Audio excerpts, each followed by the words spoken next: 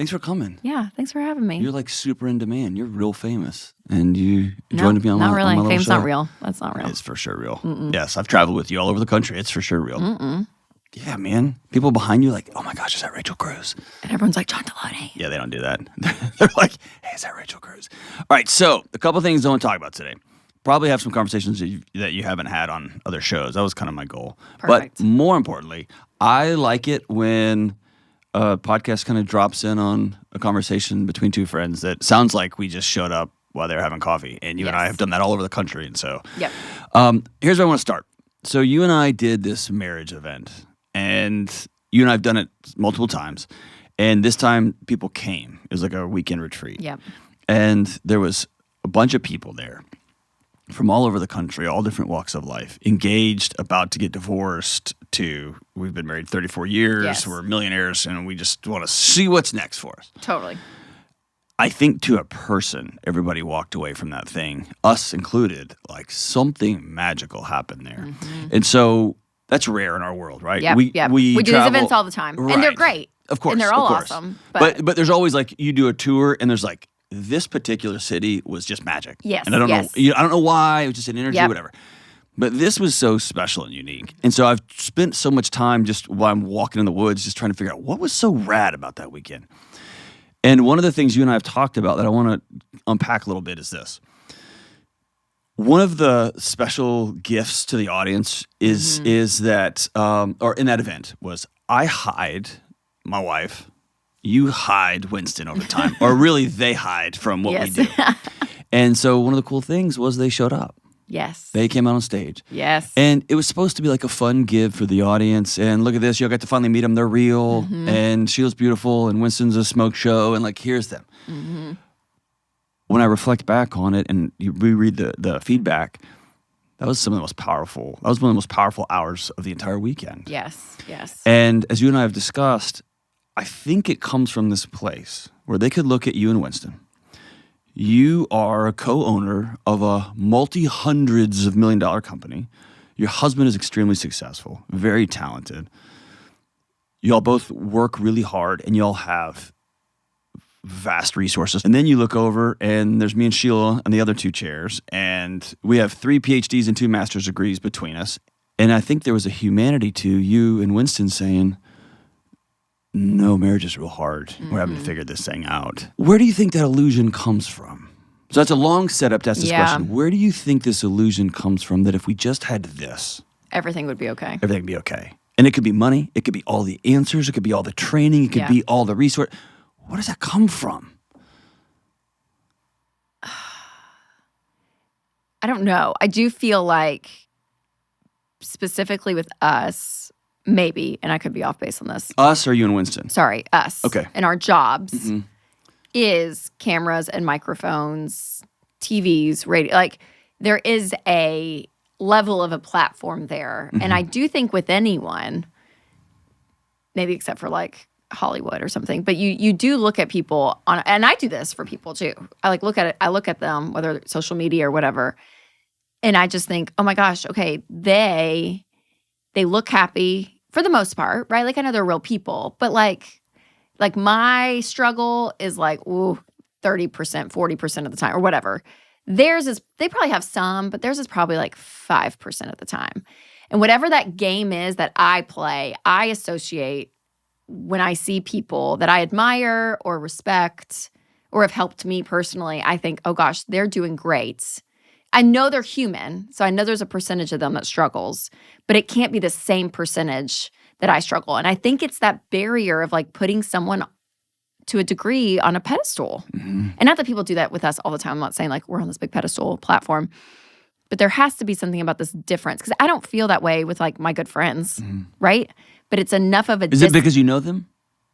Yeah, and I guess you just see their humanity more on a daily basis. And I just don't think we have the opportunity to do that all the time, right? Like I think about for me, I'm like, I have 3, quick episodes a week. I'm on the Ramsey. Like my time in front of people is so limited. And it's curated.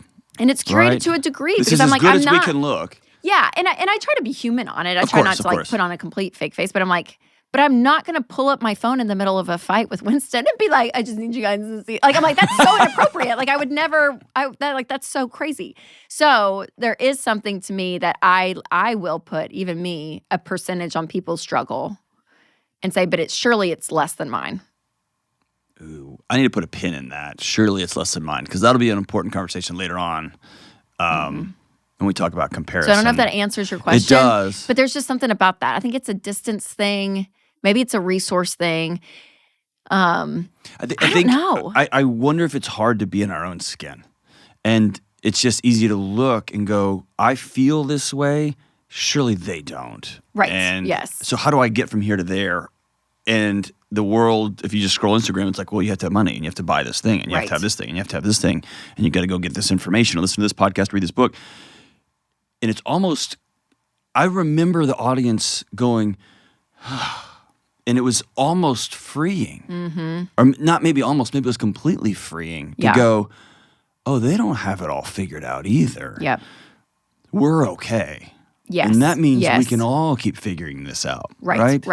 And I do wonder the dynamic of that on stage. You have both couples sitting there where usually, like the people I'm thinking in my head, it's the person. And I know they're married, but I'm not in a conversation with their spouse, or I'm not watching that conversation happen. So I think there's like two pieces of the puzzle of like, oh wow, this is it. And I'll give kudos to our spouses. We're very honest.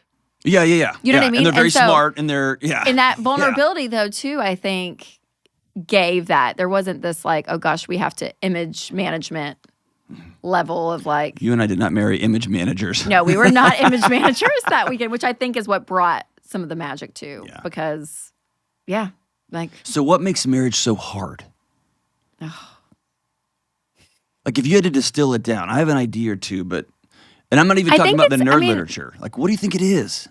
I feel like what I've learned that I didn't realize, and I feel like my eyes have been open more in the last probably 24 months. I think 2019 was a hard year for us, and we started doing some work, and then we kind of like ramped it up even in the last year or two. And I just don't think I realized how much self-protection I brought into marriage. Define self-protection. Protecting myself, protecting my ego, my feelings, wanting to feel safe, all of it, without knowing it. That's what's waked me out about understanding myself. Is I'm like, all this is subconscious. It's not like your body's protecting you and you don't even know. Yeah, it. I'm like, oh yeah, and then you're, and then I'm sitting down with my therapist, and she'll say something, and she's like, yeah, well that's little Rachel, who is dying for this and this and this, and it's coming out in a 35-year-old body, and I was like. Really? Is that what that is? I'm like, I didn't even know that's what I was doing. And Winston, same way. And if he was sitting here, he would be very honest with that too. I'm like, there was something, again, not conscious, it was subconscious of like, I just had to protect myself. And that comes out sideways and in different ways. And in our marriage, it was caretaking. It was a level of codependence, all of that, where, again, not knowing that was happening. And then you end up in this like dysfunctional dance. And then you wake up and you're like, wait, this isn't healthy? Because I mean, it's kind of working. Like it's, as one therapist said, I heard, they were like, it works until it doesn't work. Right, like alcohol and cocaine. They work great. Yeah, it's great. Until they kill you. Yeah, exactly. Yeah. So I think part of marriage that is hard is we just bring in so much stuff, you can say from childhood or whatever, and we at the core of us we're trying to protect ourselves always to a degree. So what have you found that you were trying to protect? What was your body trying to keep safe? And here's why I asked that question. I don't mean like deep, dark secrets. I'm saying you have identified this other person in marriage. You were my ride or die. Yeah. I'm all in. And that's a cognitive choice. Yes. I'm choosing you. Yes. Your body goes, oh no. Right? Mm-hmm. And it kicks up the defense 24/7, 365. And it plays out for a decade that way. Yeah. Right? Until somebody at work laughs at your jokes, and suddenly your body goes, oh, we can bring our defenses down because she's safe or he's safe, or this thing happens or that thing happens, or the mailman knocked on the door and he's really attractive. You're like, oh my God. The Christmas tree guy. 2 Christmases ago. The Christmas tree guy, right? Whatever. Oh, was it a smoke show? Literally, I walked in, I was all like disheveled, and I was like, oh wow, you're actually a very good looking Christmas tree decorator guy. Is this like, he was selling like lights. We didn't even go with their company. Sorry, company. But anyways. But like, So, what was your body protecting you from? I think a level of not wanting to be hurt. So I can live in this, it sounds just like Pollyanna, and it's not that, it doesn't feel that shallow. I'm just naturally that the glass is half full. Naturally. It'll work out. I'm always going to and everything's going to be okay. We're going to figure it out. And that mindset that has been drilled in, that I've found makes life better. Rachel, 15 in high school, if you get left out of something, it's okay. It's going to be fine. It's fine. Don't worry about that next week. Like I would always tell myself, it's going to be okay. It's going to be okay. So then when hard stuff in marriage happens, something that boils up that I actually needed to be like, what the is going on? I was like, you know what? It's going to be okay. It's going to be okay. And because I'm like, I don't want to feel that pain. I don't want to feel that hurt. I don't want to feel pain, hurt, loneliness, like all of those. I'm good. It's going to be okay. Because truthfully too, through most of life, it has. I got friendliest at Brentwood High School. I was, for the most part, it has played out until it starts to not. And you start to see, wow, this thing that brought me through that I thought was actually helping, I think in the long term, it harms you because there's parts of me that I think I did shut off to protect, to make it be okay. It's going to be okay. And the only way to a deep, powerful marriage was going through that stuff that's not okay. That's right. And it was intense. We had an intense season. Yeah. And yet it was the healthiest breaking that needed to happen for both of us. And that's the sick thing too, is I'm like, for Winston and I, again, I'm not telling secrets. If he was sitting here, he'd say the same thing. Where we both can lean in codependent, where some people I think can lean very independent and protect themselves that way. We almost found the safety in each other to an unhealthy degree, which sounds funny in marriage, because in my head too, in marriage, no, it's all okay because you're married. You have this label of marriage over you. So all of this is fine. Right. Until you realize, oh my gosh, individually, I am not a healthy person. And Winston said this in Money and Marriage on the panel, but it's true. He was like, you can't, if you're both C+ people, you can't have an A+ marriage. Ooh, that's a good line, it doesn't average out like that. And so I think for us too, the protecting, it's going to be fine. It's going to be fine. And couple that with a level of codependence that, if you're good, I'm good. We're good. Life is good. We're good. You live. And again, it's not like Winston and I were shallow people. We had good conversations. We were connected. We did therapy together, of course, right? Yeah. During some of this, and so when that's the other thing that kind of shocked my system is I was like, oh my gosh, A plus B doesn't always equal C. My therapist said that to me, and I was like, it's so true. You can love Jesus. You can do all the things here. You can both do self-work and to a degree and all this here. And somebody leaves. And still something happens. Right. And that messed with me, John. Because life isn't an algorithm, right? Yes. And I wouldn't have said life's an algorithm if you asked Rachel 3 years ago, is life an algorithm? I'm like, no, stuff happens all the time. Right. But again, not to me. But subconsciously, I thought, yeah, but if you're wise, and not that we're not going to make unwise decisions and expect, right? Sure. There is a level of you where you put you so to a degree. But also, some years it just doesn't rain. Some years it doesn't happen. Some years you plow the field, plan it perfectly, though? and there's no rain. Yes. Yeah. So it's all of that. Yeah. And so me and Sheila was detangling all of that. Opposite, where hers, I very much had she's going to leave at any minute, and hers is very much independent. Yes. Hers was, he's going to leave at any minute, but she solved that by independence and list. Yes. And I solved it by trying to hang on. And so we had this, it was amazing. And then we'd go, and this, when the Venn diagrams are crossed, right? Well, thanks for talking about that. I think there's this idea that, if you just do all the right things, marriage is perfect. Right. And if it's not perfect, then we need to scour the earth for all the right things. My aim is different now. And it is, I'm going to do all these things that I know in this moment to be right. And by the way, I've learned in the last 5 years. And before that, I learned different things. And before that, I had different things. And all of that brings me to a baseline that gives me a chance. Not that it guarantees an outcome. And I think there's something powerful about that outcome not being guaranteed. Yeah. Because then I got to keep showing up. And then I got to keep showing up, and that keeps me from getting complacent. It keeps me from just phoning it in. It keeps me every day looking at Sheila. Like this morning, I was like, how can I love you today? Yep. And she's like, just hug me right now. And I was looking for this gesture, and she's like, just hold me for a minute. Yep. And off those lines, because you said that, and I was like, oh my gosh, it's so true. Because I think part of the dynamic in the formula of that, of just keep showing up all of it, is showing up and continuing to push into the pain. Because I think for so long, I was like, oh my gosh, if that's that bad thing there, or that's wrong, or we stay away from that. We attach to something else. We go.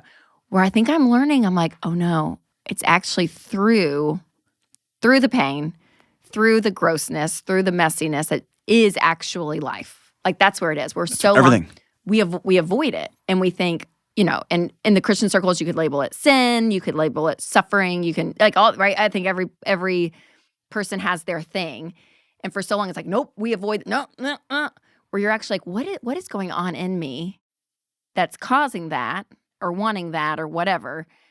And it's actually through that. I got to go through it and not just say, that's wrong. We're going to turn this way and white knuckle our way to be better. Just hold on and to it. run Yes. and to go. It's actually facing it. Yeah. And the does that beauty make sense? the beauty of marriage is you hold hands with somebody and you go, let's go through this together. Yes. We're headed through it. I think for so long, it's like I could identify the hard and be like, oh, that's it. Okay, yeah, let's work on that. Let's work on that. But I think it's even 2 layers deeper, where it's like, no, we're gonna go through that and through it. Yeah, I think I just had this avoidance of not just the hard. I feel like that even sounds like, oh, it's just the hard. We can avoid that. It's almost like, oh no, that thing's not okay, and that's wrong, whatever there. So we're just gonna turn our backs and be good and turn that way, versus being like, that's kind of messy right there. Let's actually sit in that, talk about it, go through it.